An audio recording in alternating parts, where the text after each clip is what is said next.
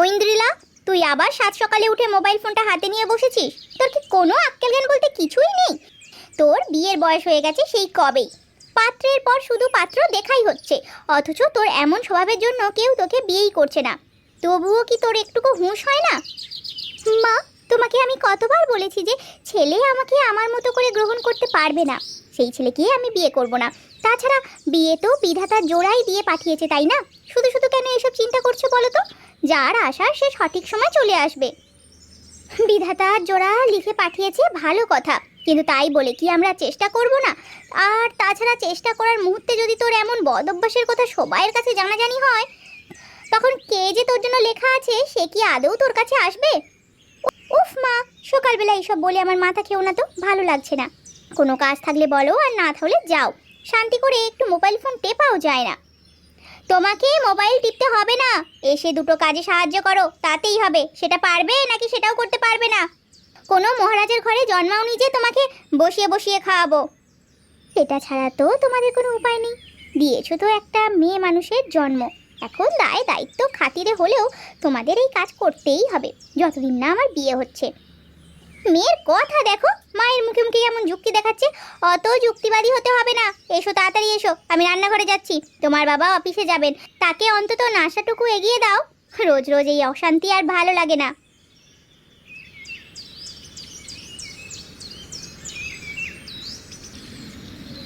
ধুর, ভালো লাগে না কিছু।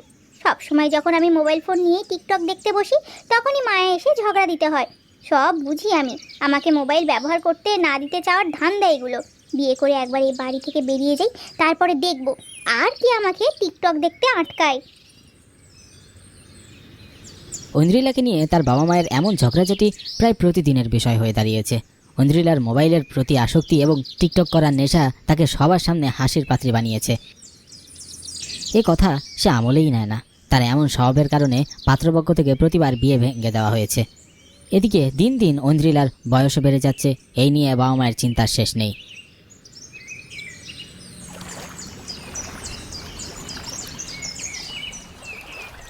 একদিন ঐন্দ্রিলা তার গ্রামের পাশে বয়ে যাওয়া নদীর তীরে বসে মোবাইলে টিকটক দেখছিল। এমন সময় সেখানে আসে গ্রামের এক ছেলে, সুকান্ত। এই যে শুনছেন? আমাকে বলছেন? এখানে তো আশেপাশে আপনি ছাড়া কাউকে নেই, তার মানে আপনাকেই বলছি। জি বলুন, কি বলবেন? আর যা বলার তাড়াতাড়ি বলুন। আরে বাপরে, মনে হচ্ছে তো আপনি অনেক ব্যস্ত, কিন্তু এখানে তো ব্যস্ত হওয়ার মতো কিছু দেখছি না। তা কি নিয়ে ব্যস্ত জানতে পারি? আচ্ছা, মুশকিল তো মশাই, আপনি দেখি আমার সময় নষ্ট করছেন। আমি আমার মতো মোবাইলে টিকটক দেখছি। সত্যি বলছেন? টিকটক দেখা কি আপনি ব্যস্ততা হিসেবে দেখছেন? কেন, আপনার কোনো অসুবিধা আছে? আমার যেভাবে খুশি আমি সেইভাবে আমার ব্যস্ততা দেখাতে পারি। আপনার সাথে তো দেখছি কথা বলাই ভুল হয়েছে। কথায় কথায় এত উত্তেজিত হওয়া কিন্তু ঠিক না, বুঝলেন?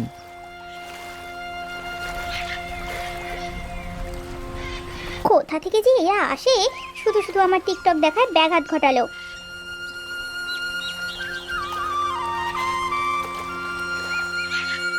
সেদিন বাড়িতে ফিরতে বেশ দেরি হয়ে গেল। প্রায় সন্ধ্যা নাগাদ সে বাড়িতে গেল।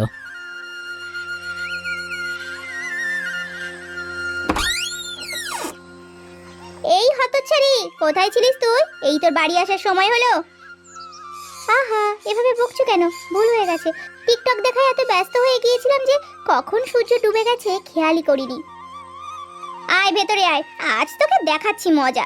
সব সময় শুধু টিকটক টিকটক আর টিকটক। মোবাইল একদম আঁচড়ে দিয়ে ভেঙে ফেললে তবেই তো শিক্ষা হবে। আরে মাসিমা, কি হয়েছে? আপনি ভাবে চিৎকার চেঁচামেচি করছেন কেন? চিৎকার করছে কি আর সাধে বাবা, এই যে আমার মেয়ে ঐন্দ্রিলা, সারাদিন বাড়ির বাইরে, তাও আবার আসার কারণ দেখাচ্ছে কিনা সে টিকটক দেখায় ব্যস্ত হয়ে গিয়েছিল বলে বাড়ি আসার সময় তার খেয়াল ছিল না। এমন খামখেয়ালি মেয়েকে দিয়ে জীবনে যে কি হবে বাবা, বলো তো আমায়। ও আচ্ছা, উনি আপনার মেয়ে তাহলে? ও মা, তোমরা কি দুজন দুজনকে চেনো নাকি? না, রাস্তায় আসার সময় তো চিনতাম না, তবে এখন চিনলাম এই আর কি। থাক মাসিমা, ওনাকে আর বকার দরকার নেই। আপাতত বাড়ির ভিতরে আনুন, আস্তে ধীরে বোঝালে উনি ঠিক বুঝতে পারবেন। সুকান্তের কথা মতো কল্যাণী আর কিছু না বলে ঐন্দ্রিলাকে বাড়ির ভিতরে ঢুকতে দিলেন।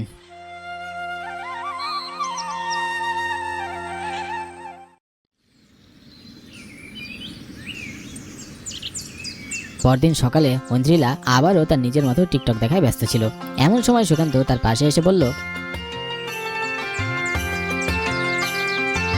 কি টিকটক দেখছেন? আচ্ছা, তুমি যে আমাদের বাড়ি আসবে সেই কথা তখন আমাকে বললে কি হতো? ভারে বলার সময় দিয়েছিলে। আমি তোমার মায়ের এক বন্ধুর ছেলে, এখানে এসেছিলাম গ্রামটা ঘুরে দেখতে। শুনলাম মাঝিমা এখানেই থাকেন, তাই এখানেই চলে গেলাম। তুমি আমাকে গ্রামটা ঘুরিয়ে দেখাবে? নিশ্চয়ই, কেন নয়। তাহলে চলো এখনই যাই। ঠিক আছে, আমি তাহলে মাকে বলে আসি। ঐন্দ্রিলা তার মাকে বলে সুকান্তকে নিয়ে গ্রাম ঘুরিয়ে দেখার জন্য বেরিয়ে পড়ল।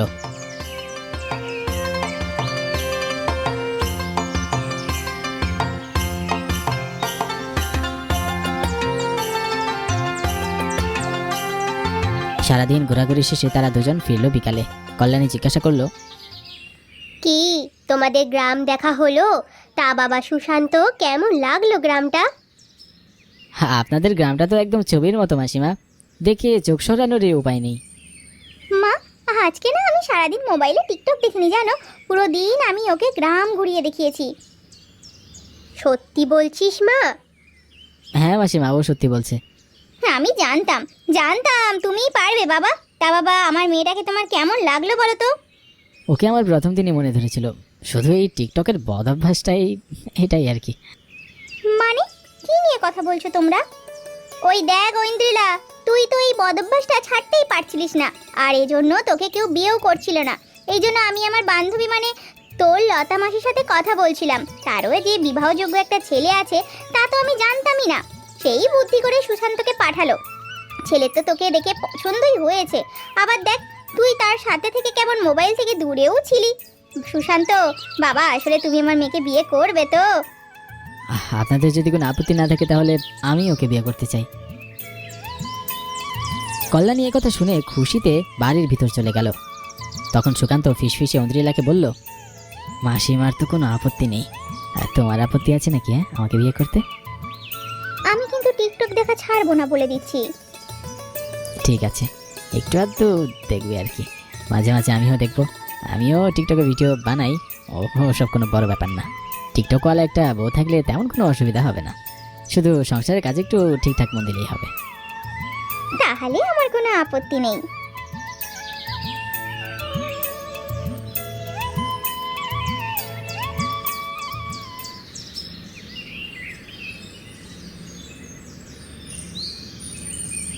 এরপর দুই পরিবারের সম্মতিতে ধুমধাম করে ঐন্দ্রিলা আর সুকান্তের বিয়ে দেওয়া হলো। বিয়ের পরে ঐন্দ্রিলার এই টিকটকের আসক্তি ধীরে ধীরে কমে যেতে লাগলো। সুকান্ত ও ঐন্দ্রিলা সুখে শান্তিতে সংসার করতে লাগলো।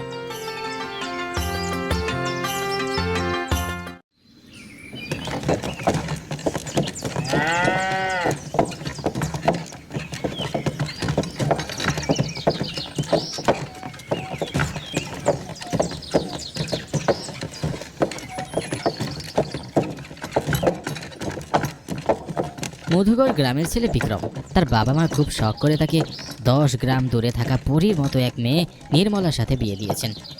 নির্মলার বাবা বেশ বড় ব্যবসায়ী, তিনি ছোটবেলা থেকেই নির্মলাকে বেশ যত্ন করে বড় করেছেন। নির্মলার সাথে সব সময় একজন দাসী থাকে, তার নাম অনুপমা। নির্মলার বিয়ের সময় শর্ত ছিল নির্মলা যেখানেই যাক না কেন অনুপমা তার সাথে যাবে। এই শর্তে যদি বিক্রম রাজি থাকে তাহলেই নির্মলাকে সে বিয়ে করতে পারবে। অনুপমের এতে কোনো আপত্তি ছিল না, তাই সে সব শর্ত মেনে নিয়ে নির্মলাকে বিয়ে করে।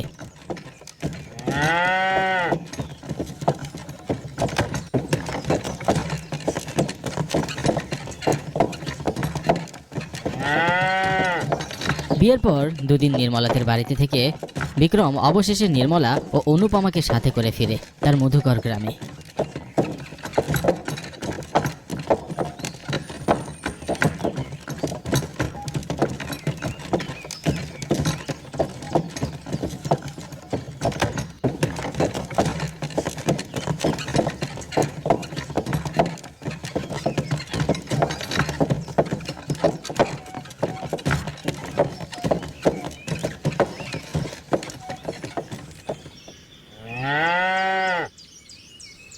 ঠিক আছে দাদা, ধন্যবাদ। এই নাও তোমার ভাড়া।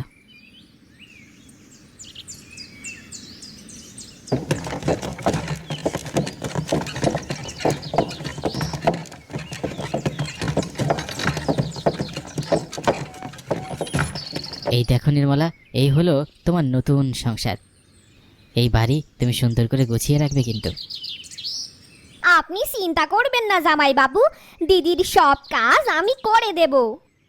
সে না হয় আপনি ছোটোখাটো কাজের জন্য সাহায্য করবেন দিদিকে, কিন্তু এখন তো বিয়ে করে নতুন সংসারে পা রাখলো আমার বউটা, এখন না হয় তাকে একটু একটু করে গুছিয়ে নিতে শেখান। সে দেখা যাবে, এখন ভেতরে চলুন তো, সে কখন থেকে নতুন বউকে নিয়ে বাইরে দাঁড়িয়ে আছি। হ্যাঁ হ্যাঁ দিদি, আসুন।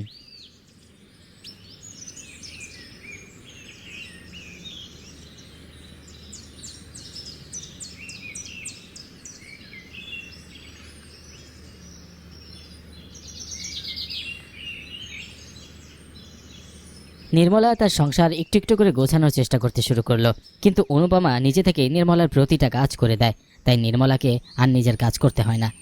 বিক্রমের প্রথম প্রথম ব্যাপারটা স্বাভাবিক লাগলেও পরবর্তীতে তার ভিতরে বিরক্তি চলে আসে।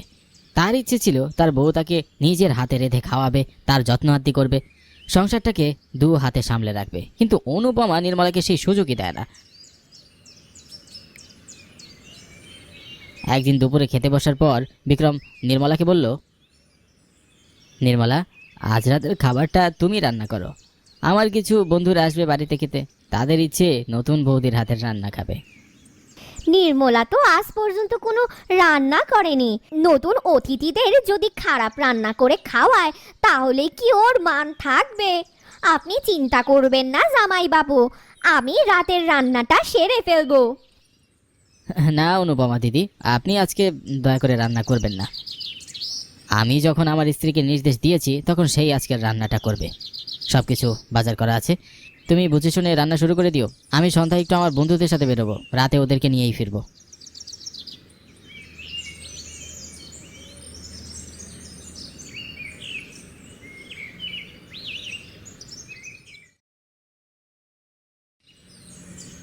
বিকেলবেলা বিক্রম বাড়ি থেকে চলে গেল। নির্মলা বেশ বিপাকে পড়ে গেল। সে অনুপমাকে বলল, কি করব আমি অনু, আমার যে খুব ভয় করছে। ভয় পাচ্ছ কেন দিদি, আমি আসি তো। আমি অন্যান্য দিনের মতো আজকেও সব রান্না করে ফেলবো। না না, এই কয়দিনে ওনার একটা বিষয় খুব ভালো করে লক্ষ্য করেছি, উনি হাতের রান্না বুঝতে পারে। উনার যত ক্ষমতায় থাকুক না কেন, এবার এমন এক ব্যবস্থা করব উনি বুঝতেই পারবে না। আর আমার ক্ষমতার ব্যাপারে তোমার নিশ্চয়ই কোনো সন্দেহ নেই। না, তা তো একেবারেই নেই, এজন্যই তো আমি তোমাকে আমার সাথে এনেছি। তুমি যেখানে থাকবে সেখানে আমার ভয়ের কিচ্ছুটি নেই। তাহলে আর চিন্তা করো না, এসো আমার সাথে এসো।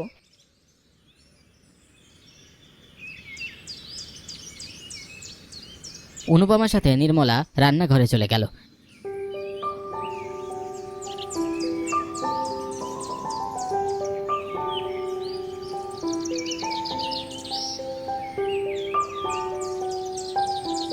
সেখানে সাজিয়ে রাখা রান্নার সামগ্রীগুলো অনুপমা একটা একটা করে উঠিয়ে নির্মলার সামনে এনে বলল, নাও দিদি, তুমি তোমার একটা আঙ্গুল প্রত্যেকটা জিনিসে ছোঁয়াবে, তাহলে আমি রান্না করলেও তুমি রেঁধেছো এমন এক স্বাদ পাবেন জামাই বাবু।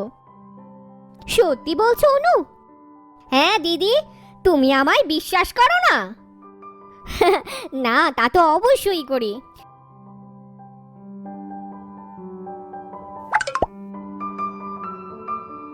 বেশ, কাজ হয়ে গেছে, এবার আমি রান্না শুরু করব। এতগুলো রান্না তুই এত কম সময়ের মধ্যে করবি কি করে অনু? রাত হতে তো বেশি দেরি নেই। সে অবশ্য তুমি ঠিক বলেছো দিদি, তাহলে এক কাজ করা যায়, আমি শুধু আমার জাদুর শক্তি দিয়ে এক একটা রান্না প্রস্তুত করে ফেলবো, অত কাটাকুটি বাছাবুছি ঝামেলায় যেতে পারবো না। সে তুই যেভাবে ভালো মনে করিস, শুধু তার কাছে আমার মান রাখিস। তুমি আর চিন্তা করো না তো দিদি, তুমি আরাম করে নিজের ঘরে গিয়ে বিশ্রাম করো, আমি সব তৈরি করে ফেলছি। ঠিক আছে। নির্মলা ভিতরে চলে গেল। অনুপমা তার পরিকল্পনা মতো একটা একটা করে হাতের জাদুতেই খাবার বানিয়ে ফেলল। সবগুলো খাবার নিমেষের মধ্যেই চোখের সামনে প্রস্তুত করে সে স্বস্তির হাসি হেসে বলল, ব্যাস, কাজ হয়ে গেছে। এবার আমি দিদিকে তৈরি করি, তাকে আজকে রাজরানীর মতো সুন্দর দেখাতে হবে। অনুপমা ও নির্মলার সমস্ত পরিকল্পনা দরজার আড়াল থেকে দেখল বিক্রম। তার শুরু থেকেই সন্দেহ ছিল নির্মলাকে রান্না করার নির্দেশ দিলেও এই কাজটা অনুপমাই করবে। তবে অনুপমা যে এমন জাদু জানে তা বিক্রম কখনো কল্পনাও করতে পারেনি।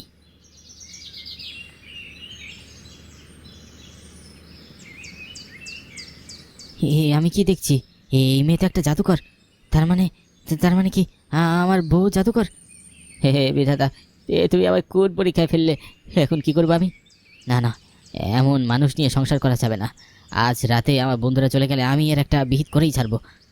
আমার চোখে ধুলো দিয়ে আমার সাথে সংসার করা, না, হে আমি হতে দিতে পারি না।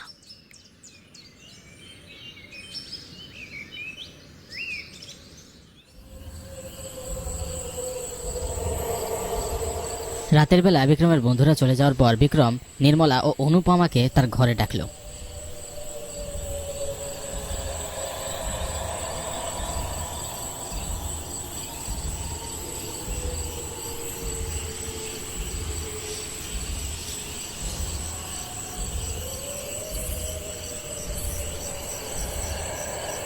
নির্মলা, আজকে আমি তোমাকে যা বলবো তার একদম ঠিক ঠিক জবাব দেবে। এই রে, উনি ধরে ফেললো নাকি? রান্নাটা যে আমি করিনি। ইস, ওনাকে বারবার বারণ করলাম যা করার আমি করি, কিন্তু সে আমার কথা শুনলে তো? এখন না জানি আমার কি কথাই না শুনতে হয়। তোমার এই দাসীর মতো তুমিও কি ছলনাময়ী জাদুকর? জামাই বাবু, এ আপনি কি বলছেন? থামো, তোমার দিদির সাথে আমি কথা বলছি। বারবার ওর কথা বলার সময় আমাদের মধ্যে তুমি কথা বলবে না। ওর কি মুখ নেই নাকি? হ্যাঁ, ও কি কথা বলতে পারে না? কি হলো, চুপ করে আছো কেন? কি জিজ্ঞাসা করেছি বলো। ওগো, তুমি আমার উপর রাগ করো না, আর আমায় ভুল বুঝো না। আমি বা অনু কেউই ছলনাময়ী নই। এটা ঠিক যে অনুর জাদুবিদ্যা আছে, তবে সে কারো ক্ষতি করে না। ও ছোটবেলা থেকে আমাদের বাড়িতে থাকে। না না, আমি এসব জাদুকরকে বিশ্বাস করি না। আর তুমি যদি আসলে জাদুকর না হয়ে থাকো তবে অনুপমাকে ছেড়ে দিতে হবে, তা না হলে তুমিও আমার সংসার করতে পারবে না। তুমি কিন্তু এবার বাড়াবাড়ি করছো। এই যে তুমি আমার সাথে সংসার করতে পারছো, তাও কিন্তু অনুর প্রচেষ্টাতেই। ও না থাকলে আমায় তুমি পেতেও না। আমি সেই কবে মরে ভূত হয়ে যেতাম। মানে কি বলছো তুমি? ঠিক বলছি। আমি যখন খুব ছোট তখন অনুকে নিয়ে তার মা আমাদের বাড়িতে আসেন। আমার একবার মরণ ব্যাধি হয়। পুরো 10 গ্রামের কারো সাধ্য ছিল না আমাকে বাঁচানোর। তখন এই অনুই আমার তার শক্তির অর্ধেকটা দিয়ে বাঁচিয়েছিল। বিনিময়ে তার প্রাণনাশের আশঙ্কা ছিল, কিন্তু বিধাতার কৃপায় মেয়েটা বেঁচে যায়। শুধু তাই নয়, আমার এই অসুখের পর আমি ছিলাম সবচেয়ে কুৎসিত দেখতে মেয়ে। অনু সেখানেও তার সৌন্দর্যে আমাকে রাঙিয়ে দিয়েছে। তাই তোমার যদি অনুর সাথে আমাকে রাখতে আপত্তি থাকে তবে আমিও এই সংসার করব না। এরপর অনুপমার ব্যাপারে জানতে পেরে বিক্রমের মনটা কৃতজ্ঞতায় ভরে ওঠে। সে নিজের ভুল বুঝতে পেরে বলল, আমার ভুল হয়ে গেছে নির্মলা।